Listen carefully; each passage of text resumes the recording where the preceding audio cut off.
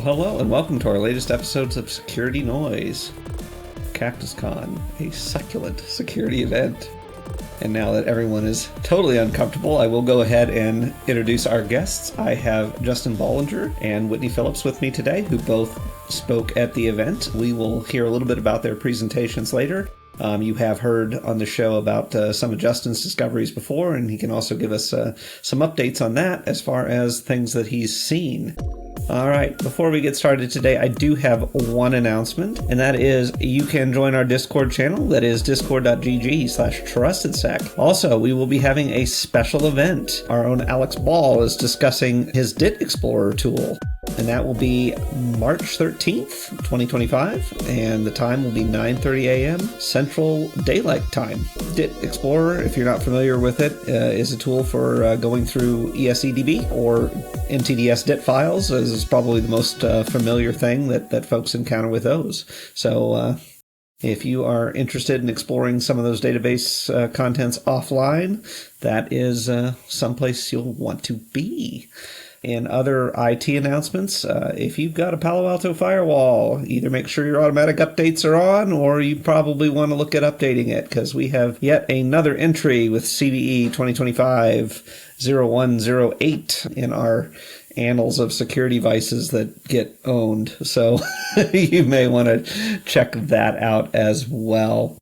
Before we get into folks' individual presentations, I think we should just go around the room and see what Justin and Whitney actually saw at CactusCon that piqued their interest, and get their overall feelings about the event. Go ahead, guys. Yeah, so I got to see a couple of really cool talks. One of them in particular was our very own Drew Kirkpatrick.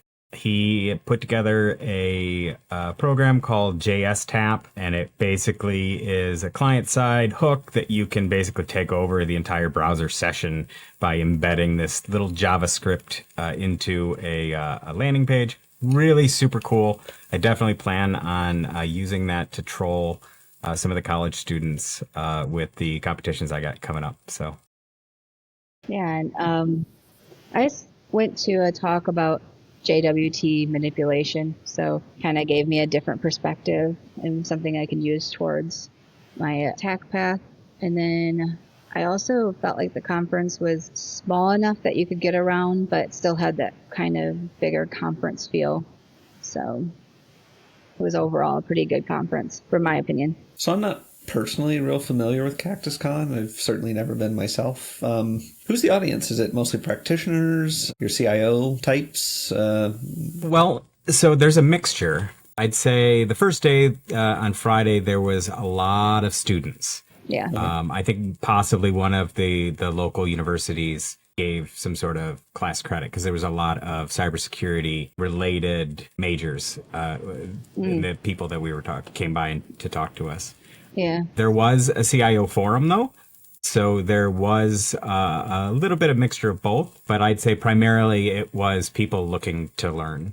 Yeah, that was about the same perspective for me. I worked the booth for a little bit and noticed it was a lot of college level asking how to get into security. So I was just doing more of a job help versus services offered. Yeah, and I spoke with a couple different people, and they said that, that has been traditionally what a lot of the sponsors have been there for. So we did get a lot of, requests for employment, but it seems like a lot of the sponsors, they almost treated it as a job fair. So that was nice, too, to see a lot of, new faces, people looking, and they were hungry to learn. Did y'all run into any other old friends besides Drew out there? A couple old friends. Got to see Ryan Lacey, a member of our web app team that I hadn't seen in a couple years at least. And he and I used to be really close friends, so I got to spend some time with him. That was nice. Yeah, and I finally met my boss for the first time. So, and a couple of members on the team that I've never met in person. So it was a nice way to get together, meet team members, and I don't know, conferences are always fun for me. Skyler, have you ever been out to CactusCon? No, I have not. Drew keeps trying to get me to head up that way, but I have not made the venture yet. CactusCon is definitely one that I'm going to try and make to every year. Well, there you go, folks. If you want to meet Justin Bollinger in person, CactusCon. As far as the different types of talks, was it mostly, web and application network security, or was there other stuff, infrastructure, hardware hacking, things like that? Yeah, it was all over the place. They had nice villages too. So in addition to the talks, they had, a really nice hardware hacking. There was a D&D village. They were playing D&D during the day. It was pretty cool. No, and I actually spoke at the career village, so I was in a separate area. They had like a whole area dedicated to people trying to network for jobs. Yep, and there were technical talks. There were non-technical talks. One of the other talks I saw was Evil Mog was going over his NTLM v1 research, and that was pretty fun to watch a lot of people learn that for the first time.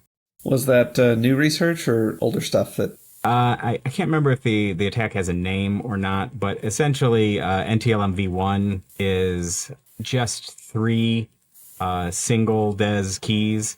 So if you can brute force each of the keys, you could put them together and generate the NTLM hash. So essentially, the research that he's done is a script and some other automation to actually pull off that attack.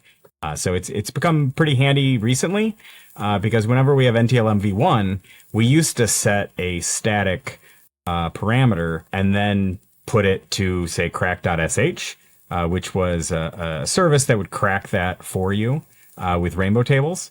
However, now we just use EvilMog's tool and brute force them with the 4 4090s GPUs, and we can do the whole entire key space within like a day or two. So it's been helpful. Yeah, I was going to say that the hardware has sped up enough that it's probably a lot more realistic to attack NTLM, at least version 1 hashes without any prior knowledge at this point. Do you still see those in the wild much, Justin, on pen tests? Really? We do every now and then. It's really bad when a domain controller responds to a coerced authentication, because if it comes back in NTLM v1, we can recover it. Doesn't matter if it's a domain controller, completely randomized computer password, because we're recovering the NTLM hash. And we can go through the entire key space of the NTLM hash in the 2 days.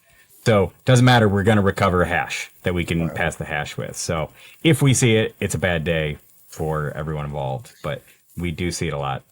Wow, 2 days. That is incredible. I mean, just 10 years ago, the attack was almost theoretical, and now it's 2 days.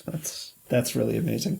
Well, with that in mind, maybe, Justin, you want to give us all a real quick background for people who may not be totally familiar with the Escape 15 stuff, what it is, and tell us how your presentation went and kind of any kind of new events around that, maybe since your blog. Yeah, so the talk was essentially the live version of my blog with a little bit extra color commentary and sound effects, and it was entertaining. So the first, I'd say, half of the presentation was a primer, getting people up to speed on what ADCS is, what the attacks look like, and a little bit of history in the SpectreOps research that kind of brought this whole class of escalation techniques originally. So I came up with an analogy that I'll share with you quickly. But essentially, I explained PKI as being like a Bureau of Motor Vehicles, or a DMV. They issue you a driver's license, and that driver's license is your identity. And everybody trusts that identity because they trust the state went through proper vetting or whatever verification. So essentially, a certificate in a PKI through AD, the certificate is the ID. Okay. So you can think of the certificate authority, or ADCS, as being the DMV who's issuing the ID. Okay. The CSR, the certificate signing request, is kind of like the application that you fill out for applying for a driver's license. Okay.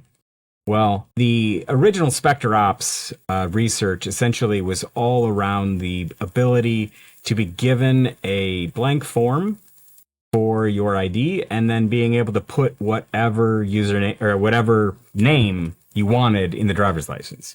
So that was pretty universally understood how that's a bad idea. And you could kind of see how that correlates over to Active Directory, where if you could write whatever name you wanted it and get that ID, that certificate, then obviously you could, perform a number of different types of fraud internally to the organization. The ESC that I found, though, the escalation that I found was a little bit different, and that's kind of where the talk, the story time comes into play. And it's because the CSR essentially not only was I able to change the name, but I was able to change and add purposes. So I was able to basically add the fact that I'm now a CDL driver. I didn't have to do any sort of requirements. I just basically on the application said, include CDL. And they said, okay. And that's kind of what the escalation was. So I just said, I want to do code signing certs and requested the certificate. And it came back with the appropriate properties to code sign. So that's essentially what the vulnerability was. And, the rest of the presentation was really just going over, my thought process, my reaction, and kind of, how I went through it, not only from a technical standpoint, but the reporting process to Microsoft, how that went, the lessons learned behind that. And some of the lessons that I learned that I found pretty interesting is that the issuing body for a CVE is called a CNA. If a company, a software company, is a CNA, like Microsoft, then only Microsoft can issue CVEs for Microsoft. Right? So if I have a company and it's, say TrustedSec, we write software and there's a vulnerability, right? Any CNA can issue a CVE for that bug, but that's because TrustedSec is not a CNA. If TrustedSec was a CNA, then only TrustedSec could issue CVEs, with the exception of the CVE of last resort, which is MITRE. So either Microsoft issues a CVE, or MITRE issues a CVE, or nobody issues a CVE for Microsoft products. Which leads us to the next part. Have you ever seen a low or a medium severity CVE from Microsoft? Probably not. No. Do you know why? I think you do now. So Microsoft will only issue CVEs when they want to issue CVEs, and nobody else can issue one for them. No, I haven't generally seen Microsoft ever issue a low or medium CVE, and I'm going to guess that MITRE is not probably willing to step on fingers and toes to make that happen over their objections. No, there is a valid reason, though. Okay, so I went to, and the reason I found this out is kind of important. I went to IBM because I have friends at IBM with connections at IBM. And so they went and tried to request a CVE for me, and they were told that they couldn't for these specific reasons. And the reason is, though, you don't want Microsoft to be able to just willy-nilly create CVEs for IBM and vice versa. So it kind of makes sense that there is some checks and balances, and that's why you have the MITRE being the ultimate last call, so that if there is any shenanigans going on, they can kind of, take care of that. But a couple things I found interesting, I thought you might too. Yeah, it's definitely an interesting process. I don't know if there's really a lot of better ways to handle it, because there's certainly a lot of competing interests, shall we say, there. Yes. But at least they gave you your CVE, so I mean, They did. The last thing that I really touched on in my talk that, I'll bring up here is something I coined the MSRC paradox, and that is around the bug bounty. And that is, they won't pay a bounty if it's not important, but it's not important unless you show them that it's important, and then they won't pay you the bounty. So it's a circular thing. So you're not getting a bounty, is basically my advice. Play nice if you want the CVE. If not, then... If not, straight onto the dark web and... No, I didn't say that. Or just keep it to yourself. That's fine too. I mean, we have, clients that need to know that that's out there. So It's Oh yeah, tricky. that was the other real big issue that I had, and that was in order to get a bounty, you have to completely stay quiet. Embargo. Like there's an information embargo, right? That information embargo also includes your client. Being a consultant, you're not allowed to tell your client where you found it, or Microsoft won't pay you a bounty. So I straight told Microsoft that does not work for me. Right. And that Yeah. if that's the case, I will never get a bounty because I am not beholden to Microsoft. I'm beholden to my customer. Yeah. Of course. So. Yeah. That's the prior relationship. So interesting. Well, I mean, that's kind of disappointing because, Microsoft, of course, can afford to pay bounties, and you'd think that they would be interested enough and want to encourage people to come forward and help them out with knowledge. But what are you going to do?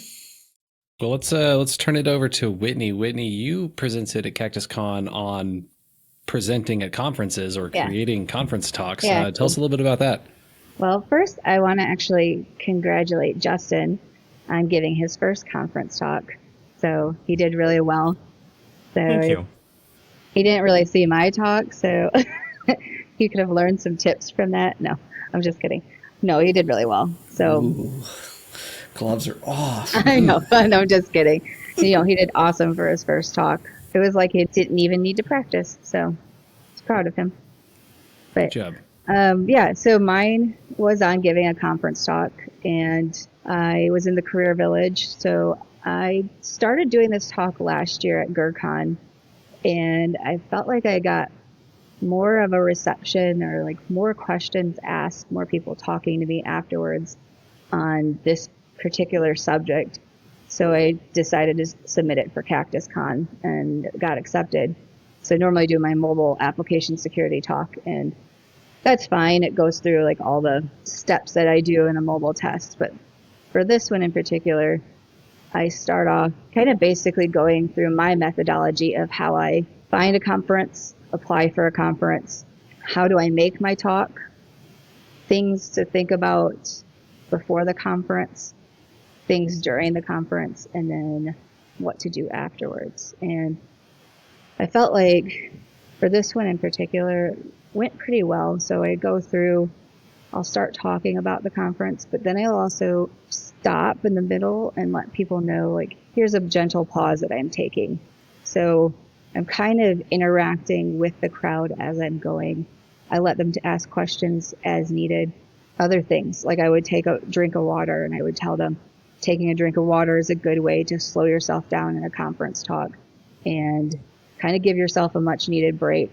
Nobody's going to really notice you taking a drink of water for too long. Other things, I did have some questions after the conference, and it actually turned into like an open discussion.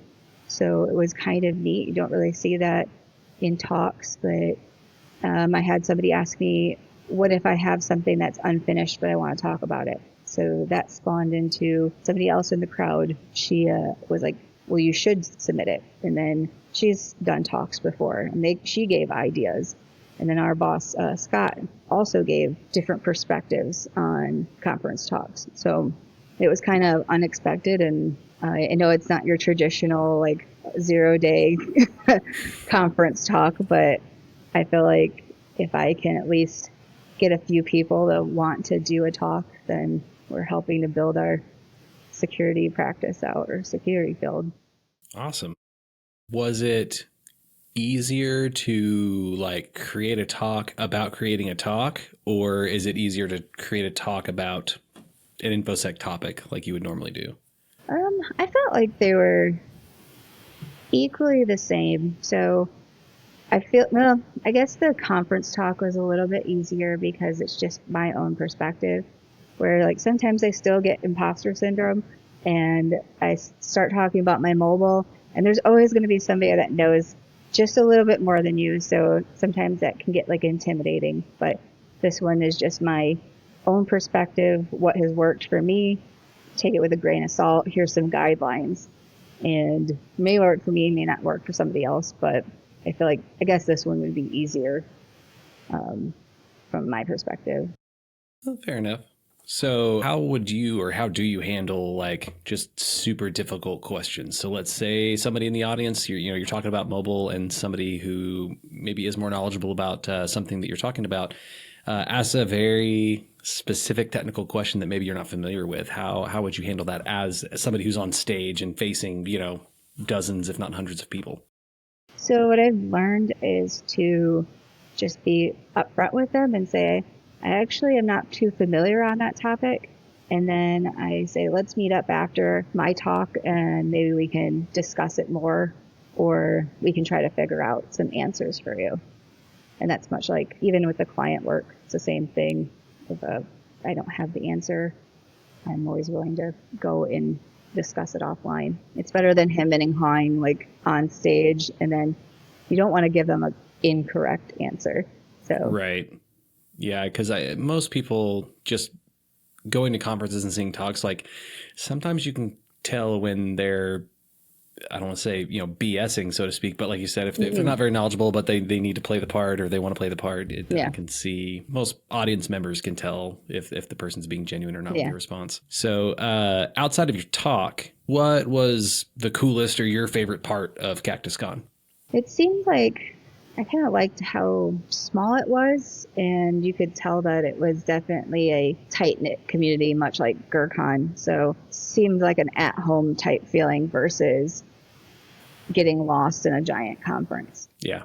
It really had a DerbyCon feel. Like I know that's kind of almost cliche at this point, but it's probably one of the closer that I've seen to at least DerbyCon size. It was right about the same size, right about the same amount of people, same number of talks. The global talent that they pulled in was just as heavy hitting as some of the other bigger conferences too. And I actually submitted for my mobile talk and I got rejected. So I put my rejection letter in my conference talk to tell people how to deal with rejection and that it's okay. That's good. That's because I'm working on my first presentation as well. And that was one of the, the looming thoughts of like, oh God, what if it's a no? What if I'm not good enough, And so when I saw that you were giving this presentation, like I saw you were presenting this or giving this talk at the time I decided, oh, I'm going to write my own talk. And then I saw our announcement that you were presenting there. I was like, it's good timing. Yeah, we'll have to have a sidebar. That was the other thing is like if you are presenting first, sometimes it is nice to just, even I know Justin and I were literally finishing up slides a couple days before and just having somebody there to bounce off ideas to. He was basically going over his whole talk, and that's practice as well. So even talking it out in front of a friend. I also like doing like dry runs. Yeah. Before we go on, I did want to ask Whitney, and you kind of alluded to it a little bit with the rejection letter. Have there been any particular speaking experiences or anything you've learned from? Maybe something that didn't go well you want to avoid? So obviously my first one, I was a little timid on the information that I was talking about. So I learned to put information that you're okay with speaking with, and then also the timing. So I blew through that first conference talk in 10 or 15 minutes when I had a 25-minute time slot. So making sure that you have enough content that's going to fill in that time. I seem like I keep improving for each one, or I will tweak something here or there that will make it better for the next time. All right. Well, it's probably time to wrap this up. I want to thank both our guests, Justin and Whitney, for joining us today. If you're interested in their topics and reading more about them on their blogs, both of those are on the TrustedSec website. If you go to the blogs portion of the site and search for either Justin or Whitney, these will be some of their more recent entries. Security Noise is a production of TrustedSec LLC. If you or your organization have any questions with regard to information security, we'd love to help you out. You can go to www.trustedsec.com for more information on that as well. We'll see you next time. See ya.